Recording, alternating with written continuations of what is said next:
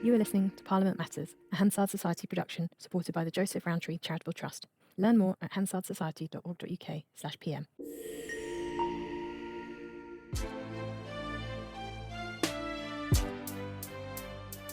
Welcome to Parliament Matters, the podcast about the institution at the heart of our democracy, Parliament itself. I'm Ruth Fox. And I'm Mark Darcy. And coming up this week...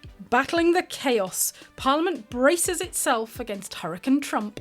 The Hillsborough Law, social media bans and hereditary peers. The awkward legislative questions stacking up in Keir Starmer's parliamentary in-tray. And should turning your coat mean calling a by-election? Is it right that MPs can change parties without asking the voters?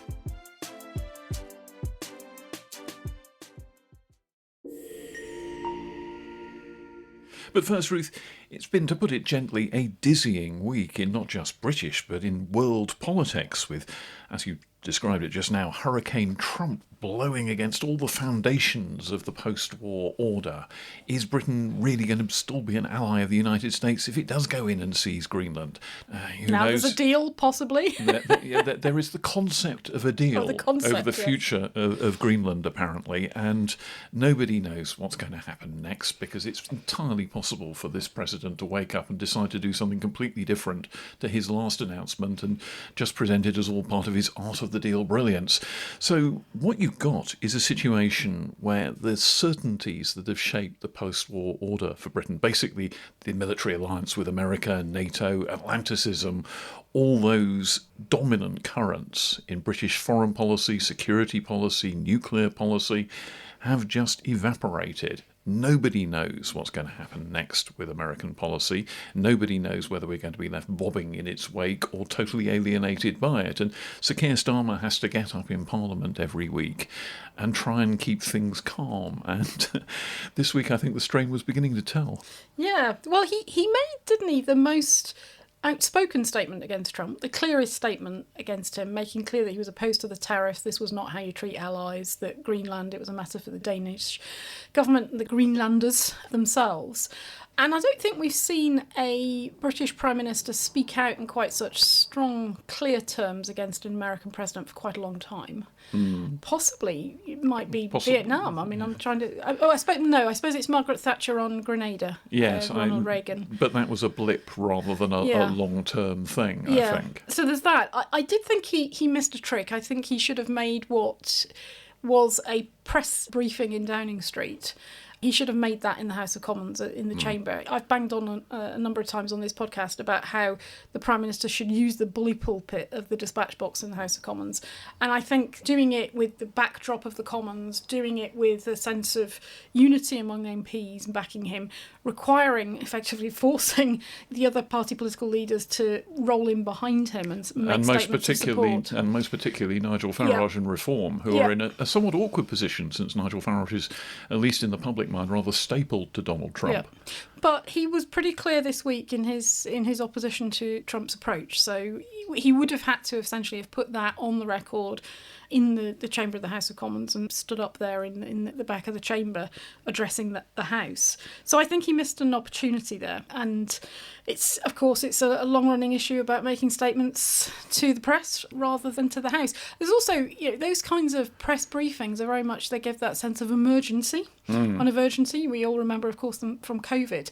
And I do worry that the more you do of those, when a real emergency... This was an important matter. This was an urgent foreign policy question, but it wasn't something that required action on behalf of the public. Yeah. The point at which you do that, I do worry that you've kind of diluted the impact of these briefings a little bit. And also, it's just an irritant for Mr. Speaker and for the House of Commons in general when such major announcements and reactions to events take place outside the Commons chamber, which is supposed to hear these things first. Yeah. So, I'm afraid it's an old story by now, and it's going back for dozens of governments, really, that such announcements have been made in this way. But I fear that's now showbiz, and we've explored before all the reasons that happens. Yeah. But there is also a much longer-term issue here. As I said in my opening ramble, the whole edifice of post-war British security is called into question when the United States no longer seems like a reliable international partner. That's NATO. That's our nuclear deterrent, which relies on US infrastructure to work and be maintained. That's our security relationship through the Five Eyes arrangement. That's the arms we buy in these multi-billion-dollar contracts for new fighter aircraft and so forth. So there's a huge relationship there that relies on the United States being reliable, not, for example, deciding that it doesn't like what we might want to do with our defence kit that we bought from them and finding some way to remotely switch it off. So there are all kinds of questions being raised by Donald Trump's sheer unreliability as an international partner that the political parties are going to have to grapple with, that individual MPs are going to have to grapple with, because it suggests that we're heading for a quite different security landscape from the one that we've had for a good 80 years now. Yeah, well, could you say at this moment what our foreign policy is? Well, we're all keen to guess, aren't we? I mean, does Yvette Cooper have one? Or more importantly, perhaps, does Keir Starmer have one? How do you make a foreign policy in an environment that changes in the blink of an eye? Well, Mark Carney set out at Davos a way forward. I'm not entirely convinced by some of his argument, but he seems to have led the way initially and met the moment with a speech that impressed quite a lot of people. So we'll have to see what happens. But I mean, these questions, again, a lot of it's going to come back also to the defence budget. The suggestions in the press that there's been a bit of a row behind the scenes with senior defence officials in the various forces who are concerned that they haven't got the money available to essentially back up the direction of travel in the defence review, that the Prime Minister thought it had all been costed into the comprehensive spending review and the budget and so on. Clearly hasn't been. So we'll be back to square one, I suspect, with further debates about how you spend more on defence policy and procurement and so on. And does that, for example, mean tax rises? Yeah. Or does it mean really uncomfortable choices about taking money out of some other budget head to put into defence, which usually don't go down desperately well with the Parliamentary Labour Party, which seems to be exercising almost a veto over government policy at the moment. And an early question will be, are there any implications that have to be dealt with sooner rather than later? Because the next budget will now not be till October, November time. So will there have to be things that are picked up in the spring statement, which will turn it into a fiscal event? And do we really want to go through another sort of 6, 7, 8 month period of the run-up to the next budget in which everything is paralysed by uncertainty? Yeah. Oh, so dear, oh dear. And the other point to make about this, though, is that this is not a time-limited problem, in the sense that America, being an unreliable international partner, is not time limited by the end of the Trump presidency and their normal service will be resumed with a relatively sane president in the White House. There is a constituency out there that wants Donald Trump or someone like him in the United States, and it is capable of winning presidential elections. So just suppose you get a Democrat president after the next election, Gavin Newsom, the governor of California, or someone like that. There's nothing to say that the president after that won't be, if not Donald Trump himself, then a Trumpoid, if you like. All that has to happen is that a few swing voters in a few key states get terribly worried about trans kids playing volleyball, and bada bim, you suddenly get someone in there who's prepared to upend the entire security order of the Western world, basically as the result of a tantrum. Yeah, and I think even if you get a Democrat restored to the White House, you get a Democrat-led Congress after the midterms next year, but particularly after a presidential election, if there were a turnover, the Trump administration has gutted the Pentagon. It has gutted the State Department. Many of the key people with whom our officials would have had relationships have gone. And a lot of the people who are in post do not share the same approach and the same values. And now some of those will go with a change in administration, and you get the opportunity to bring your own people in because they don't have the permanent civil service like we do. But nonetheless, that causes delays. Basically, that level of churn will have an impact on policy. And you also lose collective institutional memory. And in the meantime, the British government and British political parties are going to have to rethink what Britain's policy looks like. And that's where Parliament comes in this. As a sounding board, the select committees can report on what we should actually have as a defence posture, what we should actually have as a foreign relations posture, who we might want to be making trade deals and indeed military alliances with in the future, what kind of relationships we should be building up across the world in the absence of a reliable America, or a consistently reliable America at any rate. And that's an area where I think MPs aren't used to having to think about stuff. where they're going to have to. So it puts back into play our relationship with the European Union. I mean, there's a lot of debate apparently in Labour circles at the minute about whether we should join a customs union. Of course, some of that gets mixed up with the idea of joining the single market. There's the whole vexed debate about dynamic alignment or not. And of course, there's suggestions that there's going to be a new bill in the King's Speech about our relationship with the EU and alignment on regulation of goods and so on. I'm not sure some of the MPs have necessarily engaged too much with the detail of what this would obviously involve. Yeah, well, there's a difference between, for example, being in the customs union and therefore being inside a tariff wall set by the European Union and being in the single market and having to accept all sorts of common standards that would make Britain a rule taker. Incidentally, I do think sometimes the rule taker point is only applied to the EU, and possibly we ought to be thinking that we ought to apply it to Donald Trump and America at the moment, because every now and then when Britain does something America doesn't like, whether it's not wanting chlorinated chicken in the supermarkets, whether it's Keir Starmer standing up to Donald Trump on Greenland, or whether it's something else like perhaps not wanting the tech lords to pump more porn and race hatred through our social media, suddenly we get the threat of, America will impose tariffs if we do something they disapprove of. So to some extent, this trade agreement with the US is being used to make us rule takers, make us subject to decisions taken in the Oval Office. Yeah, but we have a choice about whether or not to accept those or how far to negotiate and accept or reject them. And the government, Parliament to some degree, although not as much as I would like, can still agree whether or not to go along with that. The issue with the customs union is we would have to tear up most, if not all, of our external trade agreements that we've negotiated since Brexit. We would be within, as you say, the EU tariff wall. We'd be accepting whatever deals they do, and we wouldn't be in the room. So in any negotiation, there's give and take. In any negotiation, you don't always get what you want. And one of the rather daft things that we have seen too much of in British politics has been this assumption that we can have what we want in the negotiations. There isn't another party. The foreigners will just take our diktats. Yeah, and there isn't anywhere near enough discussion about the trade-offs. And part of that is the lack of the parliamentary processes and procedures to facilitate that debate about what the trade-offs are. But you, I think, have at least got the ability to exercise your own decision about whether or not to accept those rules or those things. I think there's a rather too black and white view here that you're entangled with the evil European Union, which is trying to make you do things you don't want to do, or you have a nice straight trade deal with the United States who'll never for a moment think of interfering in any domestic political decisions. And I'm afraid it's just not like that with the Donald in the Oval Office. No, but what you have set out in your treaty agreement, you've agreed. Yeah, you've agreed until the President of the United States wakes up one morning with a different idea in his head. But then you've got some degree of options about what you then do about that in terms of whether the United States is in breach or not. What I'm saying is, once you've negotiated it, and given that power away to the European Union to negotiate on your behalf, you're not in the room in the same way. You've got to take whatever they decide. Well, this is one of the problems with the rule taker status of being 1 foot inside the EU.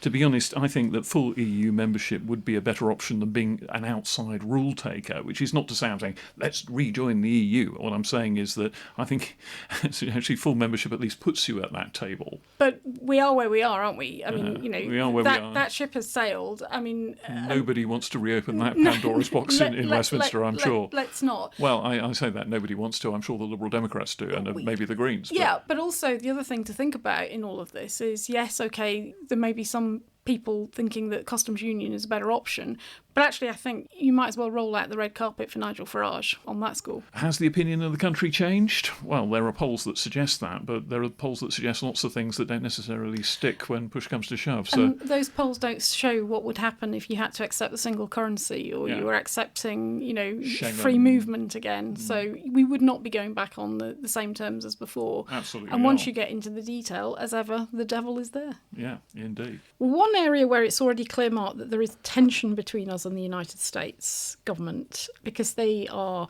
deeply enmeshed with the tech bros, the social media and technology companies, is this vexed question of whether we should have a ban on social media for under 16s. And that has come to the fore in Parliament this week. Yesterday, so we're recording this on Thursday, yesterday government lost a vote on an amendment to the Children's Wellbeing in Schools Bill proposing a ban, lost quite heavily, 150 to 261. And the government had earlier in the week tried to head this off with an announcement of a consultation on a social media ban for under 16s that Liz Kendall, the Secretary of State, had announced. But that clearly wasn't enough to convince their lordships. Some people in the House of Lords treated this with outright contempt, frankly, that they saw this as simply a way of playing for time, hoping that the issue would go away if they just kicked it into the long grass for a while. And their lordships have now voted for this ban. Now, this is a bill that has a couple of days more to go on in report stage and then a third reading before it comes back to the House of Commons, where MPs would have to vote to accept or reject the amendment that their lordships have made. So there's a little while for the government to figure out how to deal with this. I'd be mildly surprised if this was before MPs, before the February recess.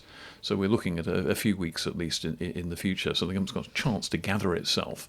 But the trouble with this from the government whip's point of view is that actually an awful lot of Labour MPs actually support this idea and would quite like to do it, even if in this instance it's an amendment proposed by a Conservative peer. Well, that potentially to get out for the government, isn't it? That you might be able to persuade their forces not to vote for a Conservative-led amendment and to give Kemi Badenoch a win on the Conservative benches, but to adopt the government's approach, which, yes, may take a bit longer because they've got this 3-month consultation and then they would have to implement it either through regulations or primary legislation themselves. I mean, in the statement this week, clearly one of the concerns that MPs had on the Labour benches was what's the timing of this in terms of if legislation is needed, how will it go forward? Because many of the bills for the King's Speech, whenever the new session starts in the early summer, many of those bills will already have been agreed. But we know it's not beyond the realms of possibility for the government to put in a separate bill if it needs to. I suspect they can probably do this through regulations. But the other side of this, and it came through in the Lords debate, is that a lot of people are sort of saying, why do we need to be legislating for this? We've just had the online safety bill. Exactly. Why are the regulations and the powers in that not being used? Isn't Ofcom the regulator that's in charge of implementation of so much of this legislation?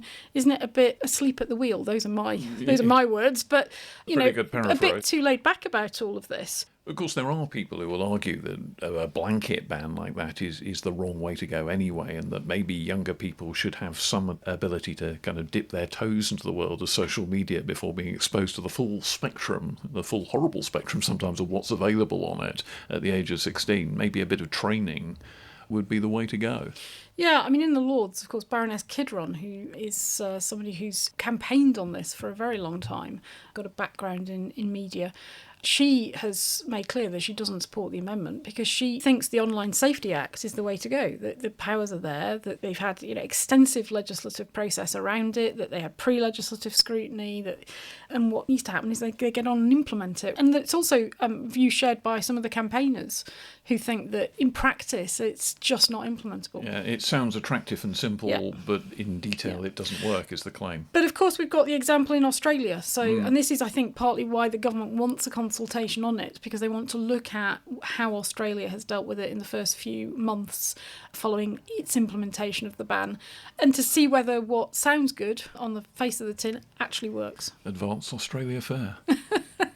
So there's real tensions, and it did strike me, if you remember, Mark, just before Christmas, Keir Starmer appeared before the liaison committee and complained about the fact that so often when the government, he wants action in Downing Street, they pull on the levers of power, and he complained about the fact at the end of these were at a consultation.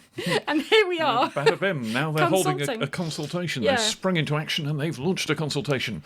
I think there could be some frustration with this, and frankly the legislative tools may already be there in the form of the Online Safety Act, which has already got the backs up of some of the tech lords who are some of, as we were just saying, Donald Trump's most prominent and moneyed supporters. And you can just imagine if this spreads through perhaps not just the UK, but other European countries as well, that suddenly they're taking a bit of a financial hit because they're not allowed to sort of pump pornography and race hatred into people's homes in the same way. Don't want it. Yeah. Spookily enough, we have an objection to that.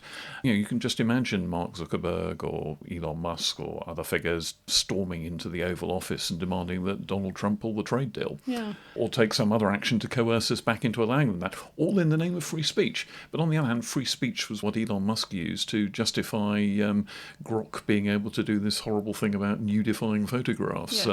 It's a sticky wicket to be on, to be arguing and opposing measures to crack down on essentially pornography in front of children and abusive images and so on. It's a difficult position to hold. And remember, they've got shareholders. Yes.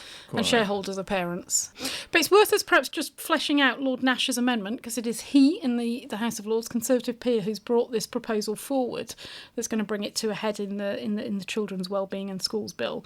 He had, I thought, quite a powerful line. "We have reached an inflection point. We face nothing short of a societal catastrophe caused by the fact that so many of our children are addicted to social media."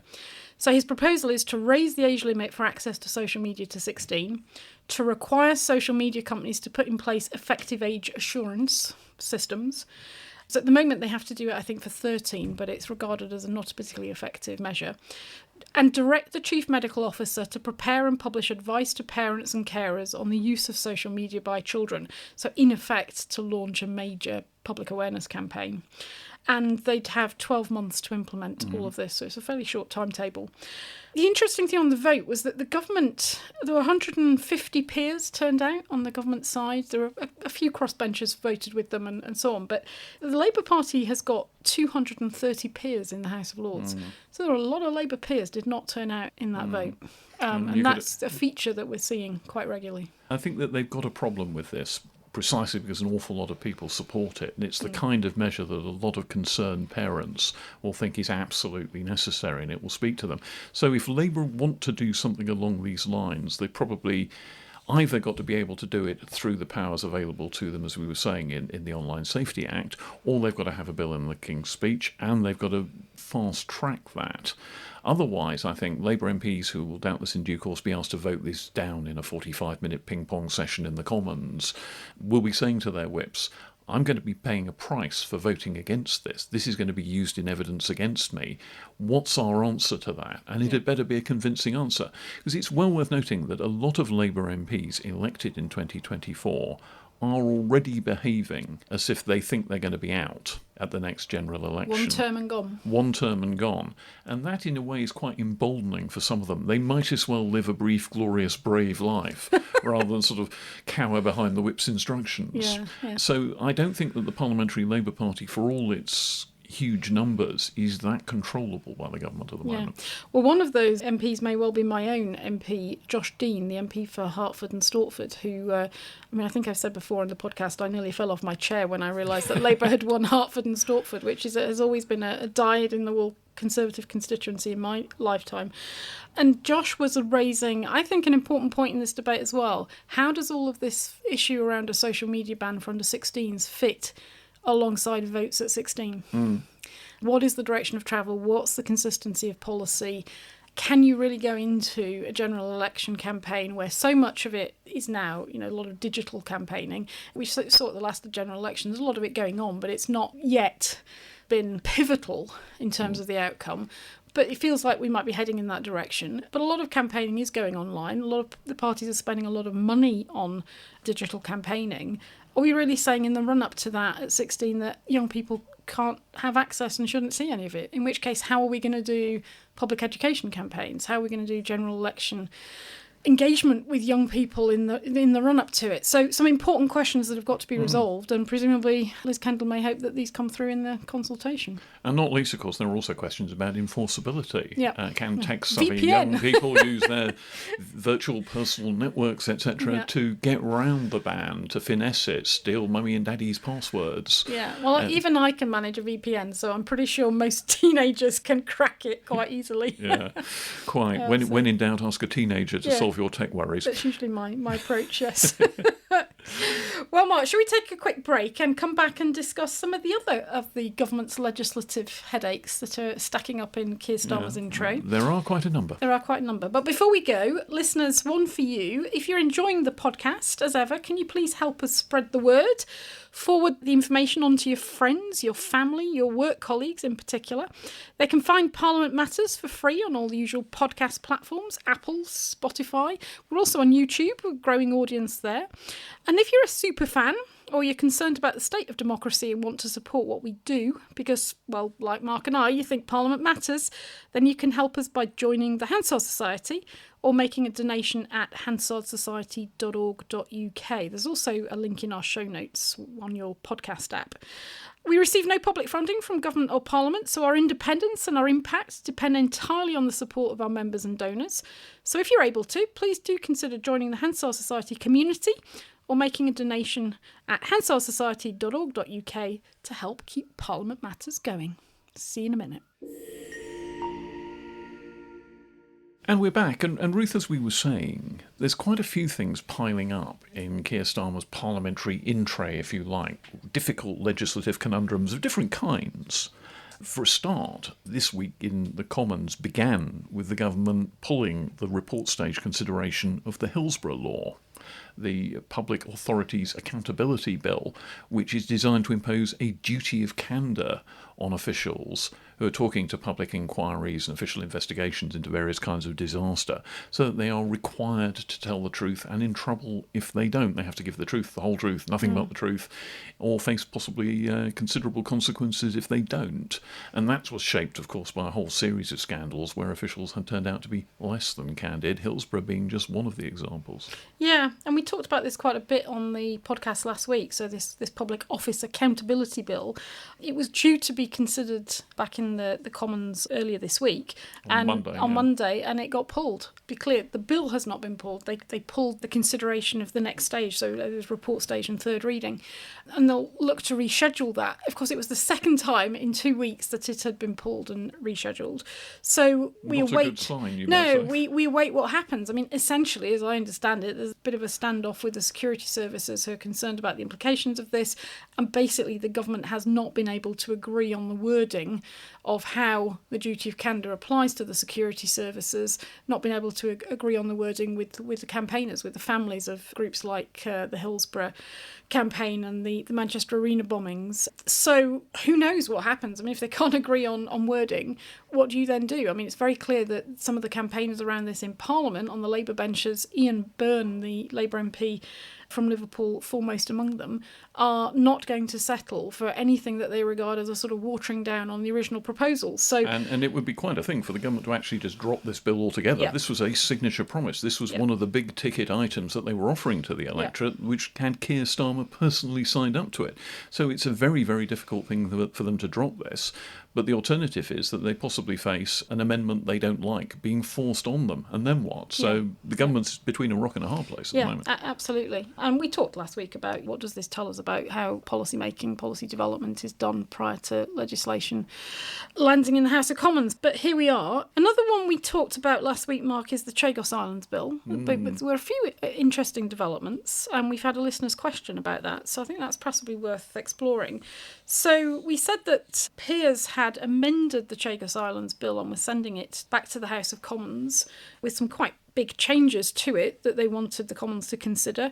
One, to require the House of Commons to approve expenditure in relation to the treaty, to have regular 5-year reviews, to negotiate an amendment to the treaty so payments to Mauritius could cease in the event of military use of the base being impossible, and one particularly about a referendum for the Chagosian community about whether their rights to resettlement in decision-making had been adequately guaranteed.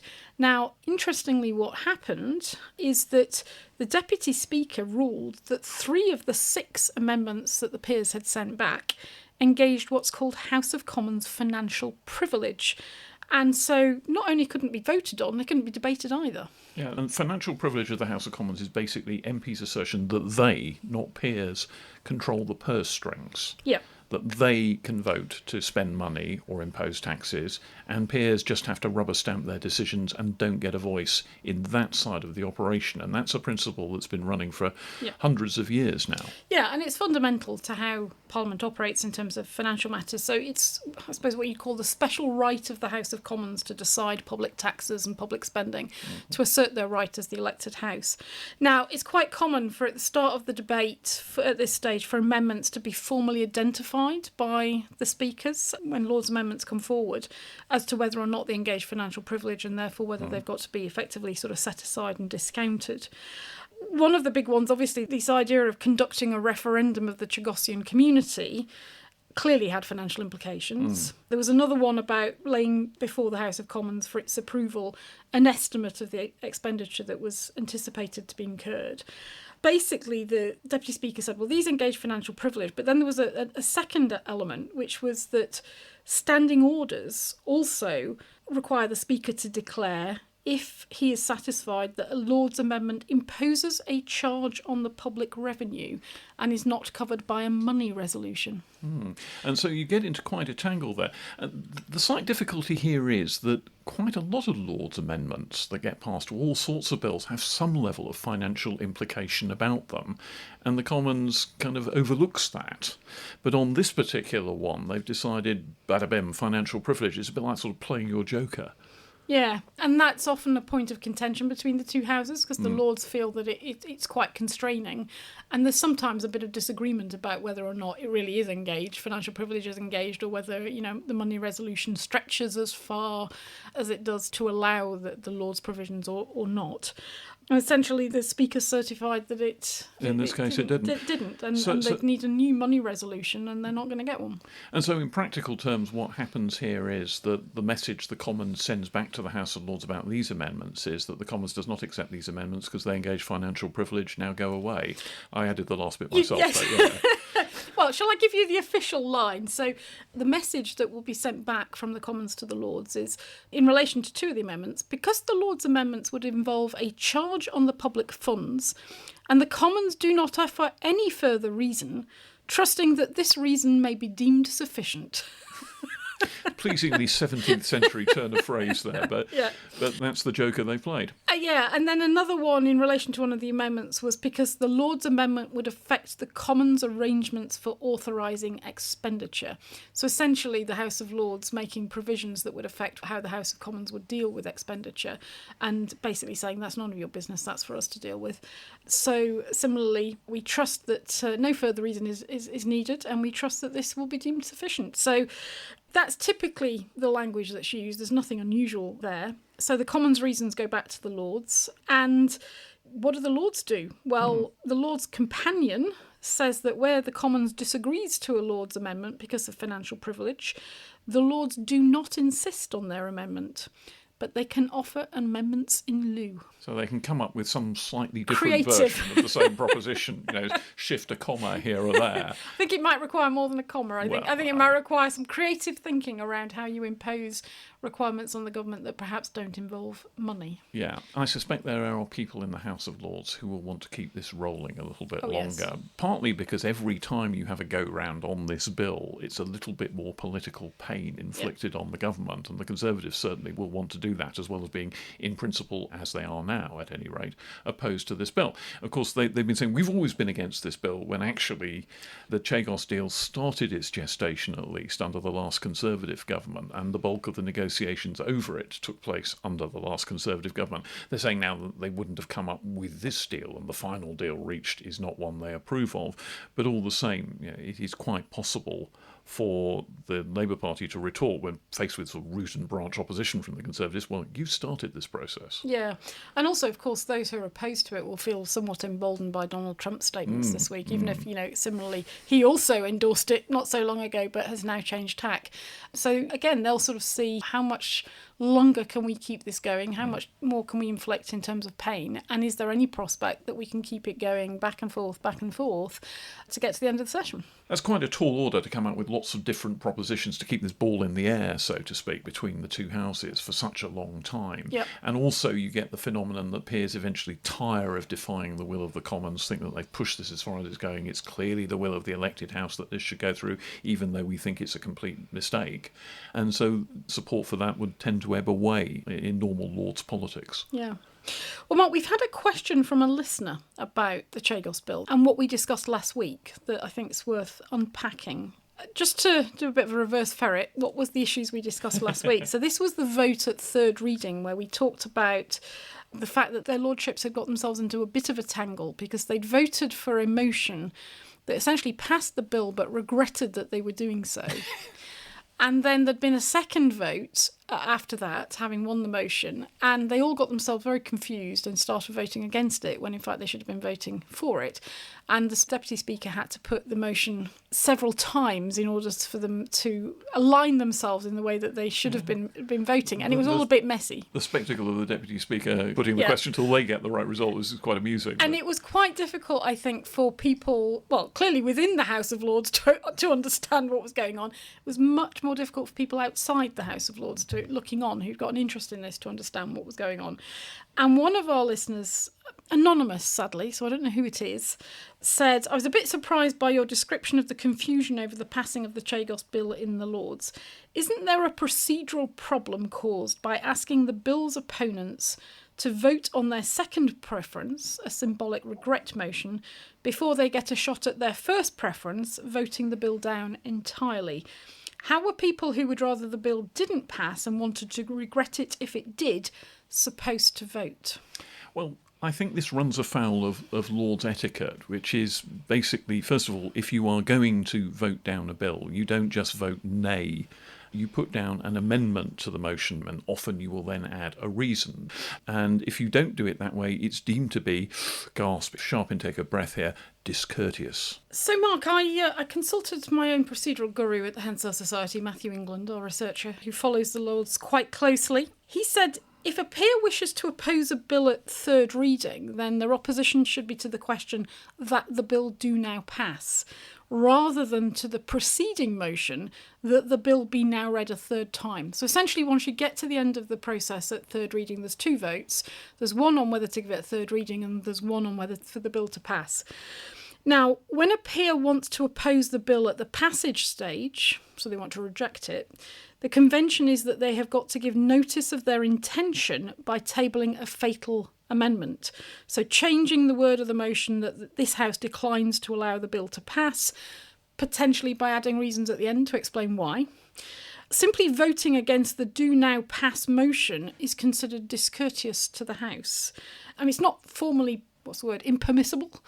Now, if someone had tabled a fatal motion last week, and the option was there to them, they didn't. Peers only tabled a regret motion, which was non-fatal. So there's actually, after the third reading, which is normally the end of things at the Commons, there's actually a two-stage process in the Lords. The bill, we've read it 3 times, then it's a pass. Yeah. Ah, right, so that's where all that So comes. if someone had tabled a fatal motion, so you could have had a regret motion from those who are not very happy with the bill, don't like it, but think, well, the Commons has voted for it, we signed the treaty, it's got to go ahead.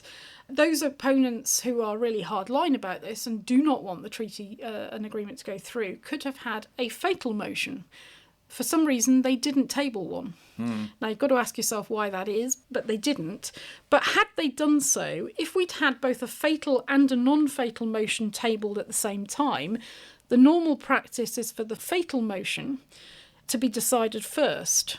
So if there was a majority in the House to reject the bill, for it not to pass, that would have happened. And our listeners' concerns about, not getting their first preference would have been addressed.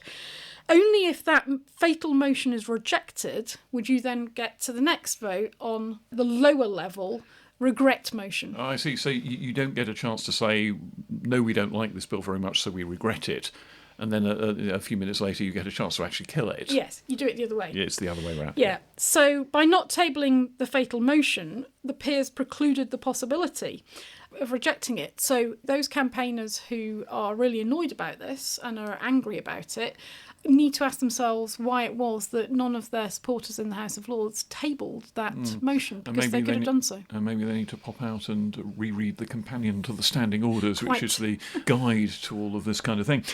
Staying with the House of Lords, Ruth, a minor mystery is beginning to manifest itself, which is what has happened to the bill to remove the hereditary peers from the House of Lords, which seems to have gone into some kind of strange legislative limbo since it was last seen, I think, last September. Yes. So this, listeners, is the bill, to, as you say, to abolish the hereditary peers at the end of this session. I mean, if the bill goes through, clock is ticking. They would leave at the end of the session, not at the end of the Parliament. There were Lords amendments, as you say, in September. I think it was the 4th of September was the last time we had a stage on the bill. So those amendments have got to go to the Commons for consideration, and they have not yet appeared. Now, the interesting question is, it's not as if the Commons has not got time to consider them. The House of Commons agenda has been relatively light for a few weeks. The House has been rising early. I've had MPs complaining about it to me, saying, we keep coming back to Westminster and, we're rising at one day last week, 4 o'clock-ish, 5 o'clock another day. So it's not as if they couldn't find time to do it.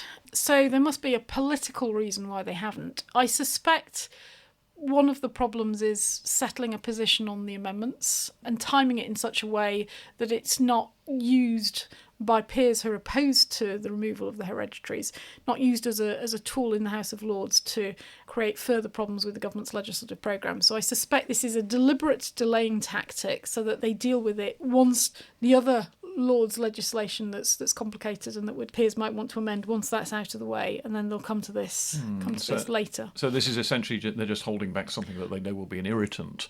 But more than an irritant, I think. Well, quite. But in that case, they're playing a slightly dangerous game because, again, the Lords might decide to keep the ball in the air, keep batting back amendments, not least because some of them have a direct personal interest in keeping their seats in the upper house for a little bit longer. And what happens if that bill doesn't manage to get concluded and passed by the time we get to the end of the parliamentary session, Parliament's prorogued? Then presumably it's Parliament Act territory and it all happens in the next session. Yeah, I mean, you do start to wonder whether if you get into that territory quite late into the session and you're looking at extensive ping-pong, whether the government will have to look at concessions. One of the concessions might be that they leave at the end of the Parliament, not at the end of the session. I mean, there is a sort of view that throwing them out in May, not least actually, because there are some practical considerations here, it will have an impact on committees. You'll have committee churn, committee memberships will be affected. Lots of implications for how the House operates. Some of the governance committees in the House have got hereditaries on them. I think there's some hereditaries in deputy speakerships. But none of them are insuperable. None of them are insuperable, but there is a view that actually it would be better if they're going, but they go at the end of the Parliament rather than the end of the session, and it's not so harsh. And that works better for the hereditaries and it works better for the operation of the House. Pick your poison. But, but this is one of the few pieces of red meat that the government's got that it can actually throw to its backbenchers at the moment. They're finally getting rid of the hereditary, something the Labour movement has wanted for hundreds of years. And so to water that down, again, there's a perception out there that every time Keir Starmer does this sort of thing, he looks weaker and weaker. And this is just another instance in which the fire breathers on his backbenches may feel he's let them down again. Yeah, that could well be the case. There's a political price to pay. Yeah, that could well be the case. Well, with that, Ruth, shall we take another break? And when we come back, maybe we'll talk about the vexed question of what happens when an MP switches party. Should their voters get a say? Defectors. Don't you just love them? See you in a minute. Bye-bye. Well, Mark, we're back, and this week we've had another defection. So remember last week our plans for the podcast were upended when Robert Jenrick announced, unexpectedly, or not so unexpectedly, that he was ditching the Conservative Party for reform. And now Andrew Rosendale has defected to reform as well, also on the Conservative front bench, Shadow Foreign Office Minister. He's gone, apparently over Chagos, which is rather odd given that he took a rather different view on Chagos some months ago. But he has left, the MP for Romford, which all, of course, raises now the question of whether or not MPs who ditch their parties and go to another party, cross the floor of the House to another party, whether they should have to face a by-election. Yeah, I mean, the old convention is that members of Parliament are elected as individuals, not as party delegates. But all the same, if you're a voter in a constituency and you elected a guy who was wearing a rosette of one colour, and then a year and a half later the colour of their rosette changes and you're not asked about it and you might not approve of it, as voters you have no say. It is not a grounds under the current recall rules, for example.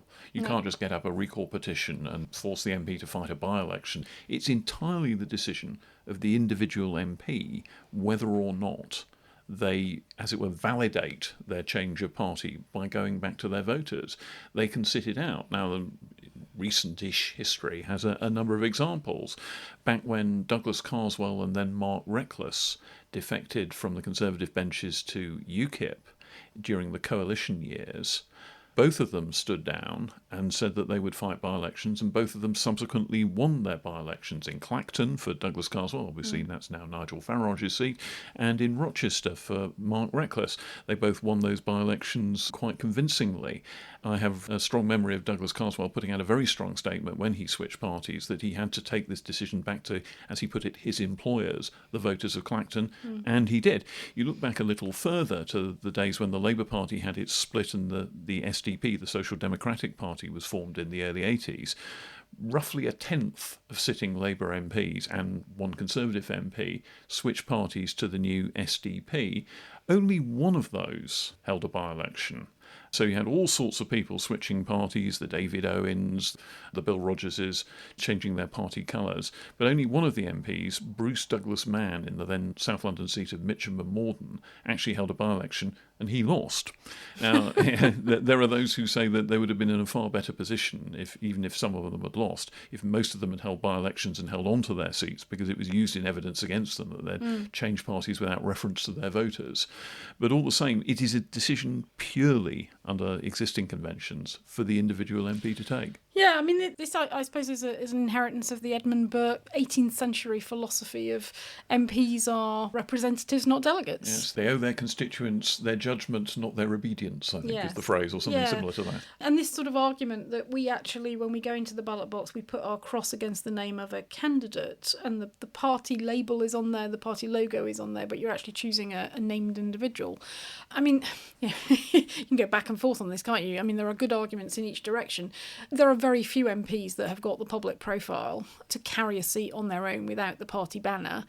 But they are representatives, they're not delegates. That's the nature. We're a representative democracy. I mean, I said earlier, this is about MPs crossing the floor, but actually it's not crossing the floor anymore, really, is it? It's jumping benches from one side to the other. Switching from one section to another of the opposition bench, in fact. So we need to change our language. Because, of course, back in the day, it used to be that you might switch from the government to the opposition bench, or you might go from government or opposition to the Liberal Democrats. But now there's an awful lot more movement in different directions. It's a chance to do a dizzying variety of choices. You could go from Conservative to Reform, you could go from Conservative to Lib Dem, or Jeremy Corbyn's nascent party from the Labour Party, as indeed Zara Sultana did earlier in this Parliament. In none of those cases do you absolutely have to go to your constituents. Some people may feel it's a matter of honour. Bruce Douglas Mann, who I mentioned in the early 80s, said he had to fight a by-election because he'd given an explicit promise that that's what he would do if he did change parties. So there you are. The difficulties you get into, though, with requiring a by-election in those kind of circumstances is that it could, if it's pitched in the wrong way, give the party machines a lot more power over their members of parliament. So if you lost your party label and then had to fight a by-election, that would create quite a lever that could be used by your party whips over you. Not only would you lose the party whip and be outside the party machine, you potentially lose your job as well as a member of parliament if you had a disagreement with the party and it threw you out rather than you leaving. So I think this would have to be cast in the way of an MP explicitly changing parties rather than simply being extruded from their own party and having to sit as an independent. Absolutely. These issues are going to get debated, I'm pretty certain, because there's an e-petition down at the moment, and it's got, when I looked at it last night, it's got just under 87,000 signatures, so it'll need to get pass the 100,000 barrier to be guaranteed a debate in the Commons. He's got to get there by early March to be eligible. So I'm pretty sure at the rate of signatures at the moment that it's going to get there. That petition was created by Barry McElhinney, who says basically by-elections should be called automatically when MPs defect to another party. So the defection rather than the throwing out by their party. And he says when an MP decides they want to defect to another party, a by-election should be automatically triggered to allow the constituents the opportunity to have their democratic right to agree or not with their elected official. Regardless of political views, I believe you vote for both the individual candidates and their stance on issues and the more general direction of policies of the party they stand for. When an MP decides they no longer wish to be a member of the party they stood for when you voted for them, the electorate should have the opportunity to also change their mind by voting in a by-election. It doesn't seem an unreasonable view, does it? That careful phraseology in that petition is on the right lines, I think. Bear in mind that there are a number of MPs who've lost the party whip over disciplinary issues. There's quite a phalanx of independents who are waiting to see whether they get readmitted. Sometimes it's for kind of ethical complaints against them. Sometimes it's because they defied the party whip on something. But I come back to a remarkable event a few years ago in Parliament where a Conservative called Anthony Mangnall presented a 10-minute rule bill saying that MPs who change their colours should have to face a by-election. And Anthony Mangnall was the MP for Totnes in Devon, and his predecessor had been Sarah Wollaston. Sarah Wollaston was chair of the Health Select Committee, a GP who had become an MP. We've had her on this podcast talking with Steve Bryan, if you remember, a few months back. Now, she, first of all, left the Conservative Party over Brexit and joined the short-lived Independent group. And when that imploded, as it eventually did, she ended up running as a Liberal Democrat. So she actually changed party twice during that Parliament. Anthony Mangnall won the seat off her and put down this 10-minute rule bill saying that this sort of thing shouldn't be allowed in future. There should be a requirement for a by-election. He was opposed in remarkable terms by Steve Baker, Conservative MP at the time, who we've also had on this podcast, indeed. And Get all the best people. Steve Baker's argument was that this would be a huge infringement on the ability of MPs to take an independent stand against their party machine if necessary. He had some spectacular phrase about reserving the right to burn down his own party if it betrayed its principles. I may not quite have got that quote exactly right, but it was along those lines. And I think this is an area where you do need to be careful about, because sometimes parties can try and push MPs to do things that their conscience absolutely rejects. And there needs to be a bit of space within which it's possible to A, do that, and B, still keep in Parliament while doing it. Can you imagine what would have happened to Winston Churchill? Well, I mean, starts as a Conservative, joins the Liberal Party, ends up leaving the Liberal Party, runs as an independent constitutionalist, but ends up in a Conservative cabinet, and then eventually rats back to the Conservatives fully. And is a royal thorn in the flesh of the Conservative Party for some years over appeasement in the mid-1930s. Yeah, So that voice of dissent and that feeling that the parties and the issues have moved away from you rather than you from them is quite an important one. But interestingly, looking at the e-petition data, as I did last night, guess which of the three constituencies which have got the highest number of signatories on the petition? Well, let me take a wild stab in the dark and suggest that Newark, Robert Jenrick's seat is one of them. Yeah. East Wiltshire, Danny Kruger, also defected to Reform a few weeks ago, and Romford, Mr Rosendale's seat. Well, there you have it. And speaking of by-elections, Ruth... Breaking news. Breaking news as we started to record this podcast today, because Andrew Gwynne, the MP for Galton and Denton in Greater Manchester, has announced his intention to leave the House of Commons. In fact, he's taken the steps necessary to resign from the Commons, having concluded all sorts of negotiations around leaving because of illness. And that opens up a very intriguing prospect indeed, because this is a seat in Greater Manchester, and one of Keir Starmer's biggest internal critics is Andy Burnham, the Mayor of Greater Manchester, a former Health Secretary amongst other things, who's not been in the Commons for a while. This provides him with a route to return to the Commons, and if he returns to the Commons, there'll be a bit of an ulterior motive there, you might say. Surely not. Surely not. In that he would be returning, presumably in order to challenge Sir Keir Starmer for the leadership of the Labour Party, so he could take Labour in a different direction as party leader and indeed Prime Minister. So Gorton and Denton, particularly for our listeners who are not familiar with the constituency map, it is a seat in adjacent to Manchester in the northwest of England. Got a 13,400 majority at the last election. So in normal times... which these aren't. you'd say it should be a Labour safe seat. But interestingly, Reform came second. They got 14% of the vote last time. But the Green Party were just behind them on third, on 13%. So it could be quite an interesting one. And even with an Andy Burnham at the helm, he's obviously the king of the north. He's clearly got a personal vote in the northwest. Not a guaranteed shoo-in, I would say. Well, I don't think anywhere is at the moment. I don't think there are safe seats anymore, certainly not in by-elections. By-elections have frequently produced quite seismic results in the past, but in the current political scenario, with so many parties competing in so many different places, as you say, it's certainly not a shoo-in. It's also not a shoo-in that Andy Burnham is automatically going to be the Labour candidate. First of all, you have to be selected by the local party with the oversight of Labour's National Executive Committee.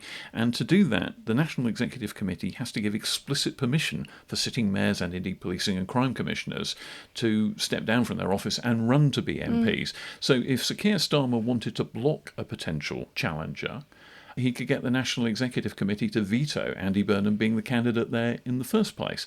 I couldn't stop him running as an independent or something like that, but that would be such a decisive blow with the Labour Party that it doesn't really then leave him in a position to challenge for the leadership. So if he wants to be the Labour candidate, he has to do so by Sir Keir Starmer's permission. I suppose there's a political cost, if you're Sir Keir Starmer, to vetoing the candidacy of a potential rival. It does make you look a little bit weak and a little bit timorous. Yes.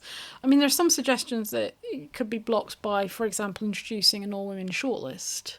Of course, Labour abandoned those at the last general election because a number of women candidates had reached a certain required level.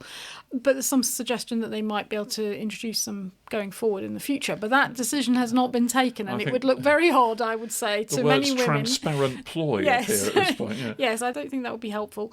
So you let him run.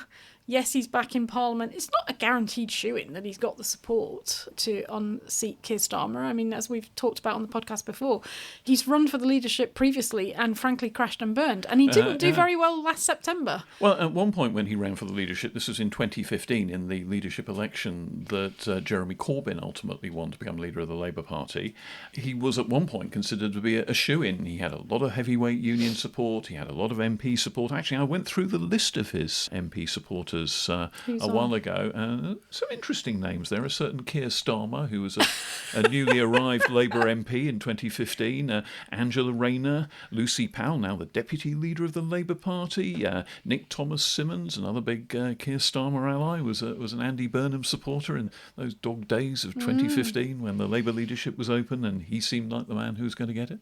So there may be people who've rather changed their mind on him since. But bear in mind, this is a former health secretary, a former culture secretary, an experienced minister from the Blair-Brown years, who's then gone off to run a big city. So he's got executive experience and policy portfolio that goes with him that he could bring into use here. So it may be that he can attract support and position himself as an alternative leader with a different agenda who would change course for Labour and maybe rescue some of the Labour MPs who are thinking to themselves, I've only got one term.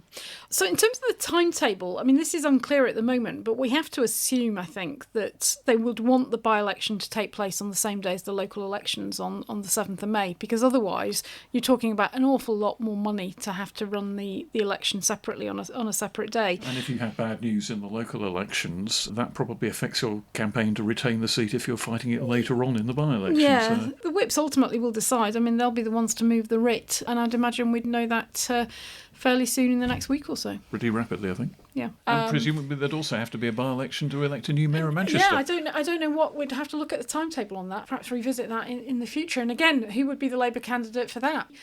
It was put to me after the last Labour government reshuffle when Lucy Powell was sacked that it was not inconceivable that she might run to be mayor. She's got Manchester Central seat. She could run for mayor and Andy Burnham would switch to Westminster. Another by-election. And of course, since then she then did run for deputy leader, so I think many people thought that was probably not on the cards. But it's not beyond the realms of possibility because I don't think the deputy leader necessarily needs to be in Westminster, particularly as she's not got a cabinet position. course, there's another big left-of-centre figure with Manchester connections who might be interested in fighting the ensuing by-election as well, and that is Zach Polanski, the leader of the Greens. Now, rumour had it that he would be targeting a seat possibly in Greater London as a way of getting into the Commons probably at the next general election, but he is from Greater Manchester, and I think the thought of a gladiatorial clash between Zach Polanski and Andy Burnham might be rather too dramatic for him to be able to resist. We'll have to wait and see whether that actually comes to pass, and it's pure speculation on my part, really, but that would be an interesting by-election. It would, although there's risks, aren't there, for a party leader to take a by-election, possibly not win it, but if he did win it, have to bear all the burden of the parliamentary work on top of being a constituency MP and party leader. But it's, I think, almost an irresistible temptation. Up to a point, it's an advantage not to be burdened by Commons work. But if you're bucking for a place in government after the next election, eventually you have to be there. And it's also a very dramatic way of raising the political stakes and underlying the fact that the Green Party is suddenly there as quite a significant political force.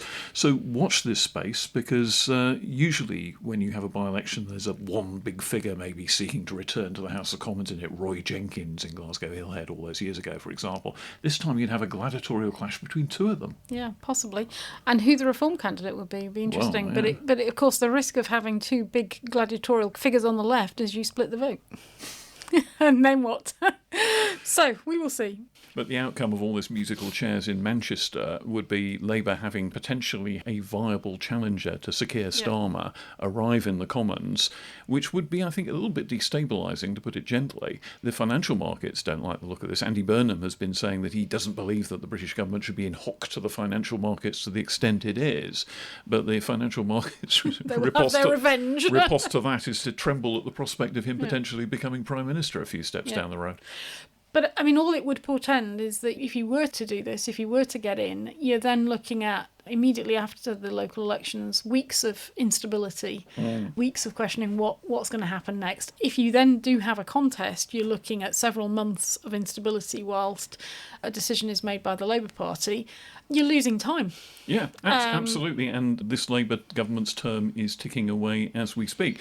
But the general expectation is that these local elections are going to be pretty horrible for the Labour Party, particularly in Scotland and Wales, but pretty much elsewhere, maybe awful in London as well. And that might just set off total panic. Bear in mind that a lot of Labour MPs are going to be spending a lot of time on the electoral front line, knocking on doors and talking to voters, and possibly having a rather rough ride when they do so. So there is the possibility that they come back convinced that a change is necessary, and it's the least worst option, even with all that instability that you talk about. Yeah. Well, Mark, I think we should always end a podcast at the minute with a warning to listeners. Things may have changed by the time you start listening to this. Yes, who knows what Donald Trump may have decided to do in the time we've been recording this podcast. It used to be the case that we could do our planning and our prep and could rely on the agenda sticking through the course of the podcast recording, but we can't even do that now. So that tells you something about the chaos of the times we're living in. I think that's probably all we've got time for this week, and come back next week and find out what's happened. Who knows what it will be. See you next week. Bye-bye. Parliament Matters is produced by the Hansard Society and supported by the Joseph Rowntree Charitable Trust. For more information, visit hansardsociety.org.uk/pm or find us on social media at Hansard Society.